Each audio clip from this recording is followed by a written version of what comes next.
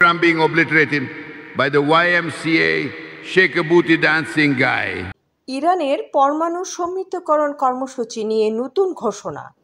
ইরানের পরমাণু সমৃদ্ধকরণ কর্মসূচি কখনোই বন্ধ হবে না বলে সাফ জানিয়ে দিয়েছেন জাতিসংঘের নিযুক্ত দেশটির স্থানীয় প্রতিনিধি আমির সাইদ ইরাবানি। তিনি বলেন, জ্বালানি উৎপাদনের জন্য এই কার্যক্রম আন্তর্জাতিক চুক্তির অধীনে অনুমোদিত এবং এটি ইরানের সার্বভৌম অধিকার। ইরাবানি বলেন, পরমাণু সমৃদ্ধকরণ আমাদের একটি অখণ্ড অধিকার, এতে কোনো আপোষ নেই। তিনি আরও বলেন, ইরান সবসময় সংলাপের পক্ষপাতী, আত্মসমর্পণ আমাদের জন্য গ্রহণযোগ্য নয়। এটি মূলত রাজনৈতিক চাপ প্রয়োগ এবং আমাদের নীতির উপর কর্তৃত্ব প্রতিষ্ঠার চেষ্টা।